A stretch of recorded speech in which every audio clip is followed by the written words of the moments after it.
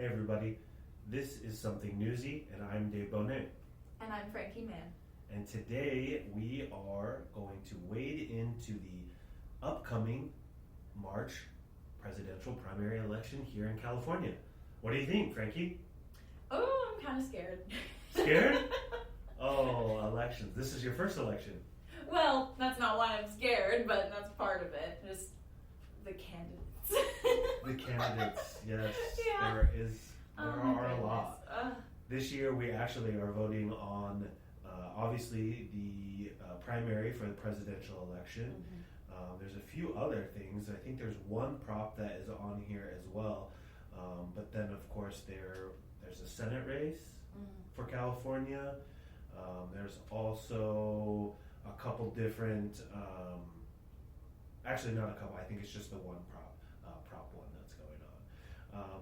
But obviously some dates, because this has changed this year. We actually had the, voter mail-in ballots. They were already sent on the 4th of February. Did you get yours? Not that I know of. This is an interesting thing here. I wonder what happened to mine. I think that happens to a lot of people, because are you registered here Oh, in San Diego? I am. Okay. I mean, I may have gotten it and just not known it. I haven't checked my mail in a little bit, so I'll have to go That's down the first and see. spot. That's the Yeah. first spot. You got to check your mail, because they do Exactly, mail them exactly. to everyone. I think they said it was like something like 1.2 million. They already Mm. started. So you have until the 20th to register, which is actually, by the time we're recording this, is already passed. But don't worry, there is a conditional voter registration period. And even if you don't know if you've gotten your ballot, you can actually go to the Register of Voters or SD Vote, and you can request another, or you can just vote, in person, because that is possible too. There's a bunch of information on sdvote.com, so if you don't know kind of what's going on there, you can kind of get in on that. But yeah, let's talk about the election. Oh boy. This year is the presidential election. That's why I'm scared. That's me too. Oh my god. If it's anything like 2020, oh my god. despite whatever your desire for which candidate to go on, it's always more of a contentious year. Oh my god, yeah. It's always a circus. It is kind of, and obviously that's like more of the national view, that type of thing. But in San Diego, I mean, we're here at the Mesa College. We're in a precinct that they have. It's like state assembly district. There's a congressional district, state senate. I think we might have a county board of supervisors, depending on what area you're in. But for this year, this is the first time I think that we've voted so early in California. I'm trying to figure that out here, looking online. But one of the big things that's on there is Prop 1. Have you heard about this? No, I haven't. I've only lived in San Diego since like August of 2022, so I'm a little guilty of not knowing a whole lot about local stuff. No, it's all right. I think this one is actually a state proposition, California Prop 1. Oh, yes. It's the Behavioral Health Services Program and Bond Measure. Oh. It is extensive. I mean, pretty much it's going into the voting yes supports renaming mental health services and behavioral health services, and expanding its purpose to include substance use and includes persons without mental illness. So the idea, I believe, is to kind of approve money going to fund mental health services and different programs, which sounds good to me. It almost sounds like they're saying that drug usage can almost cause mental health issues, so it's like it makes sense to lump them into the same kind of bracket. And typically that's kind of what happens with propositions is it's allocating certain funds to certain other things. And it looks like this is piggybacking off of a Proposition 63 that was approved in 2004. But yeah, it would expand, this prop would expand the act to treat substance use disorders. I mean, sounds That's good to something me. we need. You Yeah. know, we've got such a problem with that in this state especially. Right, you assume if we can help treat mental illness, mental health, then maybe we can help with the homelessness crisis, and a lot of people that are facing homelessness do have mental health issues that need to be kind of addressed. It's the mental health, the drug usage, and homelessness are all kind of like a triangle that all kind of link together. Like some of them can cause the other. That's right. And if you hopefully can get behind one of them, then maybe you can, start to cross some of those things out. Yeah. So that's on the ballot this year. I'm trying to find out what else is on here, just looking online. But of course, you can go to sdvote.com. That tells you about the March 5th, 2024 presidential primary election. So that is officially election day. Well, that's coming up. I know. Today, as we're recording this, is the 22nd. So you got about 2 or 3 weeks. You can mail it in. You can drop it off. You can visit starting Monday, February 5th, which is already passed. You can actually vote at the Register of Voters, which is here in Kearney Mesa. And then starting on the 24th, this Saturday, select voter centers will be opened, and you can start doing that. But I'm pretty sure most people, if you want, you can do the drop boxes, which are specific, county of San Diego or city of San Diego drop box areas. What do you think about mail-in votes? Oh, honestly, I'd say that they're pretty convenient for people like myself. I'm working all the time. I'm just this week I'm coming up on like an 8 or 9 day streak without a day off. So I don't really have time to go in person, even if I wanted to. I wish that they would make it a holiday. Oh my God, I know. We have so many different types of holidays. Because then we'd all actually have time to go in, because there's a lot of people that don't have a lot of faith in the mail-in ballots. So then let's make it a day where we can actually have time to go. Make it a big deal, right? Exactly. Like if we actually wanted to get the popular vote or include all of the people that were eligible. That's what makes me so sad is when you look at the amount of eligible voters. That's only 18. After 18 years old, and even when you're 17, you can register to vote if you turn 18 by the time the election takes place. But even from there, we have such a small percentage of people who vote during those times. It's sad. I wish that more people. I think there's also just like a lack of education in that sense too, because like even when I was in high school, I feel like we spent so little time on the whole thing of voting. We almost spend more time looking at the past than we do at the present. Which is understandable. Taxes. It's like, tell me how to do my taxes. Let's talk about voting, because you're right. You do. And then when you look at it, when you get your information, when you find all your voter pamphlet and you get your mail-in ballots, there's a lot of names on there. Oh my God. And it's almost like, what am I looking at, How do I tell the difference between all of these people in the first place? But yeah, no, it does. It takes a lot of research. That's why we're here today on Something Newsy, to just give y'all students a little bit of a heads up, trying to see if we can't help you out, figure this out. Trying to see if there's a little bit more information that I can get going here for everybody. But yeah, starting on the 2nd of March, 179 voting centers will open, and so there'll be 218 voting centers throughout San Diego County. Wow. So there should be one near you. And San Diego, California in general, is pretty cool that you can actually, if you find out that you're not registered or you don't go to your exact precinct, because there's a specific place that they tell you on your ballots that you should go and vote.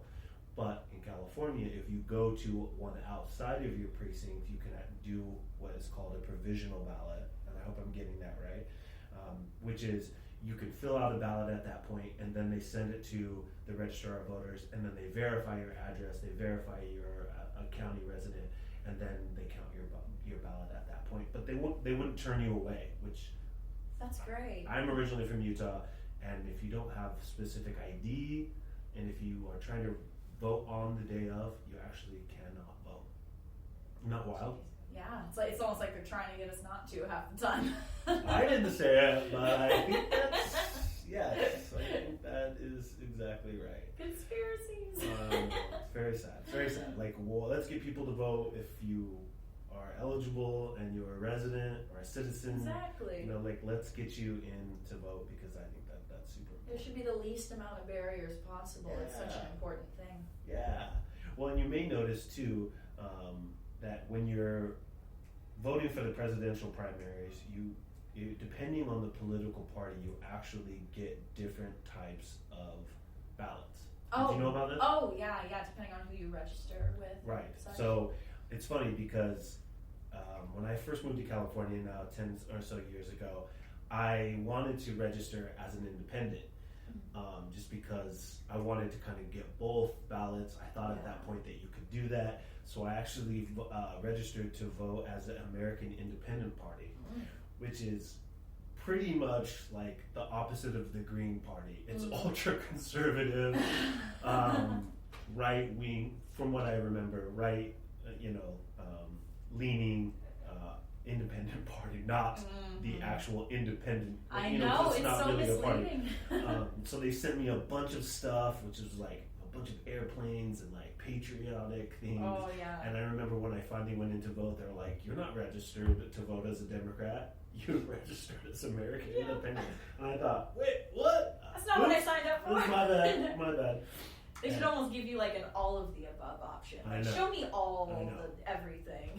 Well, I mean, I think the Republican Party is the only one that if you specifically, you can only vote for Republicans if you are registered as a Republican. I think Democratic, Green, Libertarian, Peace and Freedom, I'm not sure about that one, but I think the other three you can vote for any of the candidates at this point. But it is just a primary. So we do still have the general coming up in November. I assume through the summer everything will ramp right up and we'll figure out. Fun times. It should be fun. I'm getting all the emails and all the texts from all the local people that are running like, "Hey, here's why you should vote for me." So I'm like, oh boy, I'm gonna get inundated with stuff this summer, I'm sure. That's what makes me always wonder is it's like if candidates spent half of the money that they're spending in like mail advertisement almost, right? Like if they spend a lot of that money to actually do things. Oh yeah. I don't know. I mean, we're say that about a lot. We're starting to kind of get into like the campaign funds and all of that, different types of things, and the way we do that. But it's pretty much like, there's just so much ads. Like I get everyone needs to put out all the information, but yeah, the stacks of leaflets and pamphlets. Oh God, yeah. There's so many. And all the robocalls and fun things like that. Yes, the texts. Oh yeah. Starting to get those as well. Now I have a 619 number, so you know that it's.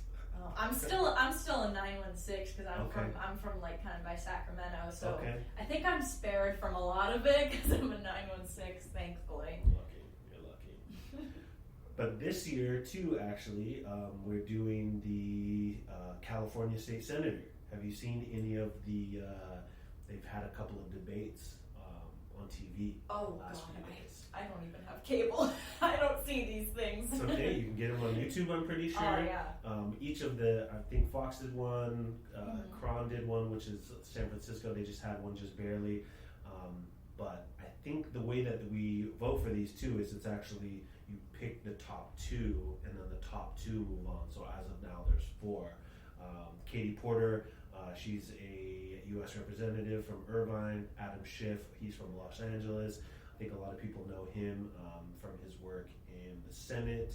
And then Barbara Lee of Oakland, she is also running as, all the 3 are running as Democrats. And then Steve Garvey is the lone Republican from, I think, LA area that's running, that has been in most of the debates. My house is a little bit more political, so we watch those, and they're fun. Honestly, if you are in line with politics, or if you know a little bit about what they're talking about, it's nice to see. I mean, I love Barbara Lee. I lived in Oakland for a little bit. I think that she's running on a lot of really, cool points, and just like a lot of her things that she said. But I'm actually super surprised about Katie Porter too. She's come along in my mind about some of the things she's talking about. I didn't know anything about Steve Garvey, but apparently he was a baseball player for LA and for the Padres back in the day. Oh wow! But I don't know if a career in the major leagues qualifies you to be a senator. Hey, you never know. We've had actors as presidents. So. That's true. It has happened. I don't know how well those went, but it is what it is. So yeah, a big one coming up.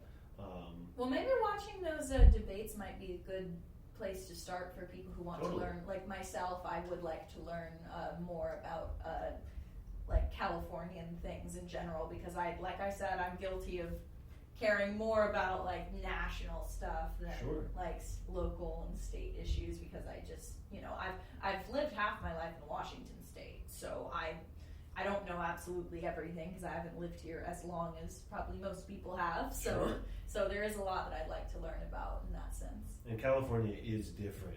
Oh my God, yeah. A lot of different types of things. We're special. I would say they're one of the, they're leading the way as far as trying to include as many people as you possibly can. And like diversity. Right. Things like that. Even the way we put on props and different types of propositions for people to vote on. If you get enough signatures and you do all the deadlines, you can put it forth for voters to choose. So I think that's super cool. Yeah. But as far as learning about it, I think you brought up some points there too about where people can go. CalMatters.org is a nonprofit, nonpartisan state news organization that puts out a lot of really good information. VoteSD.com, you can go to there, which will give you all the information about all the different issues. I'm here on Cal Matters right now, and it brings up pretty much right away the candidates for U.S. Senate.